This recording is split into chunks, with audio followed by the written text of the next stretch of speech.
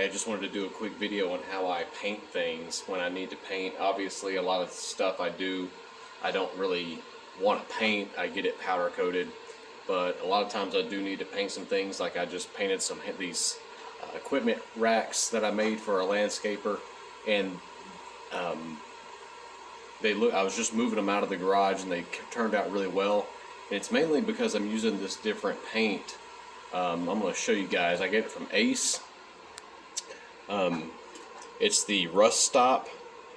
For years I have used Rustoleum, and I like Rustoleum. It's very predictable. You can get some pretty good consistency. I used to have to paint years ago. I used to paint cages like every day, and I used a lot of the Rustoleum, and I would thin it down with acetone. And the gun that I used is this little cheap gun from Harbor Freight.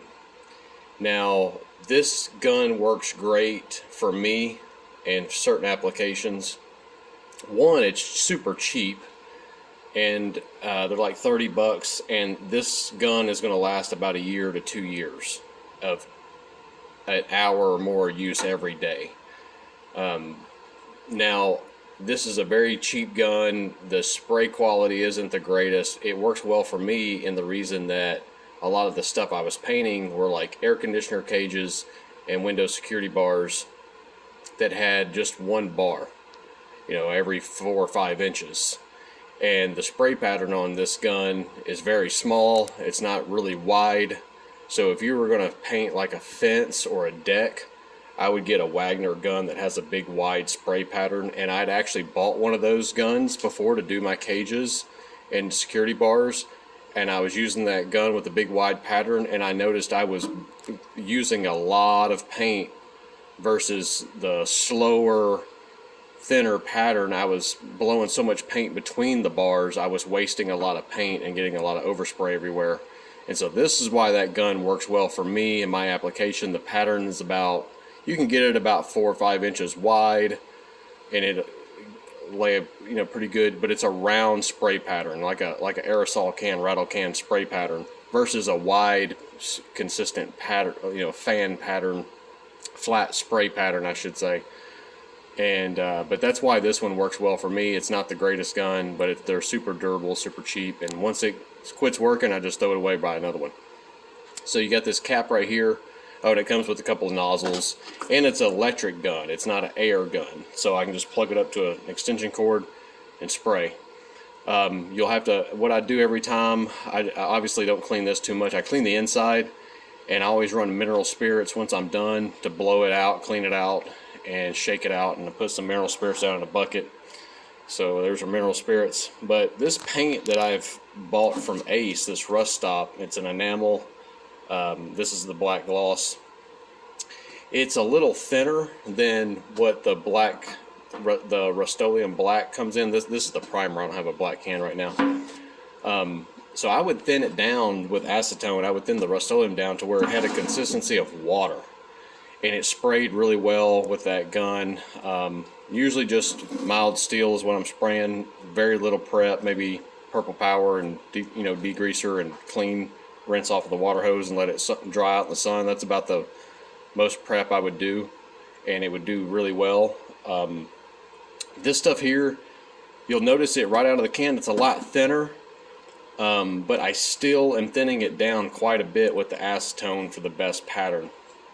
And when I first start spraying with this gun, I like to come over here and try a different, when I'm first got a fresh gun load of paint in the gun, I'll come over here and do a couple spray patterns on a piece of cardboard, because those first few patterns are a lot thinner. It has to kind of takes a few seconds to kind of get consistent.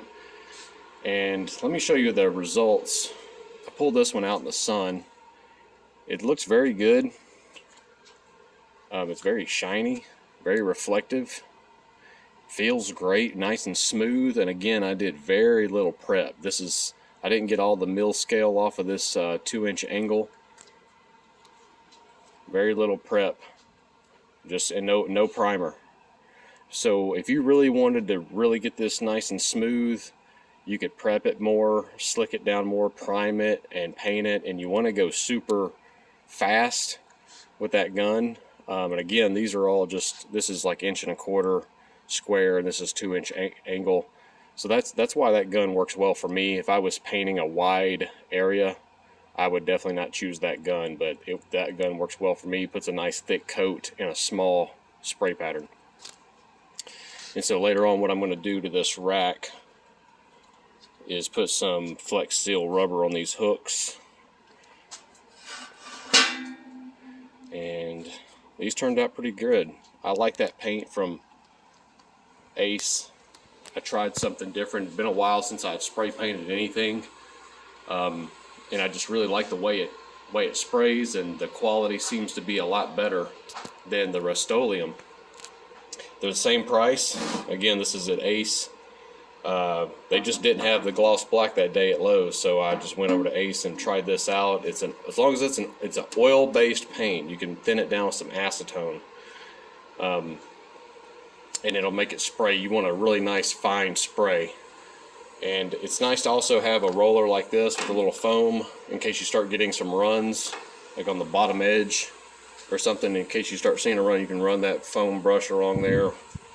And I'll show you guys this one spot where I didn't prep I did this on purpose. Well, I didn't do it on purpose, but I scraped it on purpose because I didn't prep it right. So I'm going to cover that up later. But overall, they turned out really well. I really like the spray paint. So if you have like a little project, it would have turned out better if I had primed it. You can prime it just out of an aerosol can, if a lot easier. But if I'm doing a big project that I want to turn out really good, I'll use the big can of primer. But that's it, guys. Hope this helps you out. Again, this gun's great, $35 I think from Harbor Freight. But if you're doing a fence or deck, don't use this gun. Get something else. But for small projects, things like your welding metal, spray pattern's about 5 inches at the most. Puts a decent pattern out. But again, it's cheap. You can run it off an electrical cord. That's it. That's how I spray paint some stuff.